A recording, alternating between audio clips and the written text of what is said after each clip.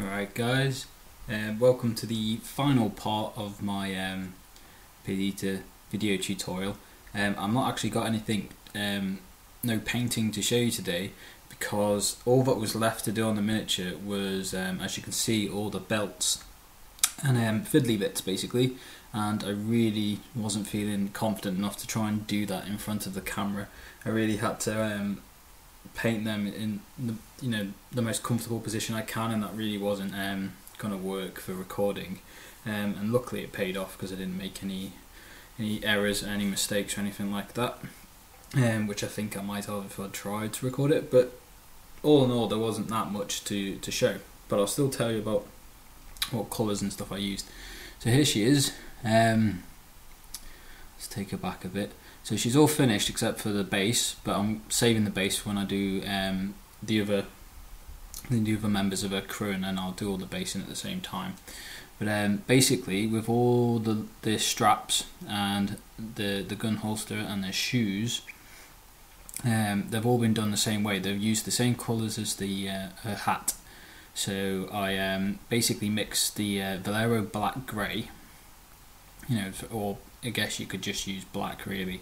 I mixed that with some of the Valero tan, to get like a rich dark brown, and then started that as my base coat, so painted everything there. And then I highlighted it up by adding more tan to the mixture, and then finally in some of the brighter parts I then started to add a bone white in as well. And I think it works really well because it gives a like a uniform appearance across the whole miniature.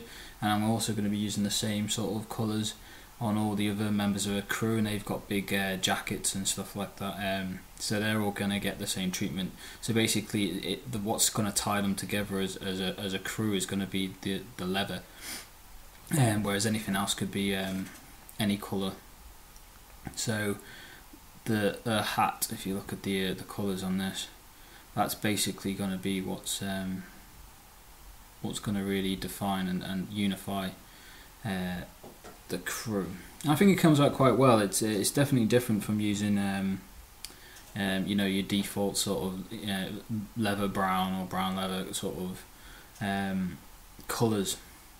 Instead, going with this the dark sort of grey, with the black grey, and mixing in tan, which I used a lot throughout this model for lots of different things. Tan was sort of getting in everywhere, so again it has a bit of consistency across all the colours chosen. I think it worked quite well. It gives you this really old, battered, worn, weathered look.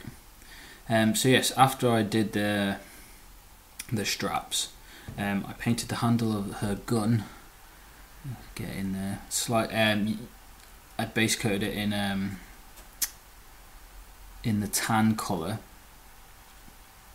and then highlighted with the bleached bone. So again, it's kind of the same sort of colour scale as what I was doing with the leather, but it just started off as being a much lighter colour to begin with, and I think that it's good. It just all blends in, but it's still distinguishable from the holster. And after doing that, I went round and did all the silver bits, as you can see, and for that I used Valero Model Air Steel, which is probably one of the best silvers you can really use. It's so it goes on, it covers so well, and it's so smooth. It's you paint it and it doesn't look sparkly or anything like that, like some of the other colours do. So I like using that one, especially for bright silvers and stuff like that. That's why I used steel, because I knew the next step after painting that, and that took a while. But as you can tell, some of these buckles, if I can get her in close, are very, very tiny. I mean, look, this miniature on your screen now is, think about how big this actually is in real life. It's huge compared to what it is in real life, and they're still pretty small on screen. The tricky ones were the side of the holster there, where there's only the slightest bit of raised detail that I had to try and pick up. Thing is that I did go over in some places, but I just went back and hit it with the same sort of leathery colours, and because it's worn leather, you don't have to get the colours exactly right, but it sort of adds to the effect. So I fixed up a few areas where need be, and hit all the buttons going down the jeans, and the buckles on her shoes, and the buckles on a belt and on a top, and a holster and all that, and the hat as well. Which unfortunately I think there was a bit of a miscast on the hat. Some of these silver button things, they're actually not moulded in there, so I've just had to sort of paint them anyway to imply that they were there, because it would just look weird having like a missing one. So anyway, after doing all that, and the reason why I used the bright silver is because I used a satin varnish, airbrushed a satin varnish on to protect all this work and to allow a nice, a slightly smoother surface, not as smooth as a gloss obviously, but a smoother surface to do a black wash. And I used the same black wash that Awesome Paint Job made the recipe for, and what you can get from Secret Weapon now. Just a soft body black wash, so it's just black acrylic ink and a load of matte medium and flow improver basically was the recipe. And I went around the model carefully sort of washing where I wanted to darken places and to create contrast between different areas, like around all the belt buckles, anything that was silver, around the top of the jeans. In fact, actually I washed a lot of the jeans to get the sort of I think you can see there's like the dark band going up there between where her jeans are split. That's the black wash as well, and around her necklace as well, and other places, just to sort of separate them, a bit of black line in so that each individual element pops and stands out from one another. I also applied it all over the hair, so the hair's darkened a bit, but it still looks pretty good in my opinion.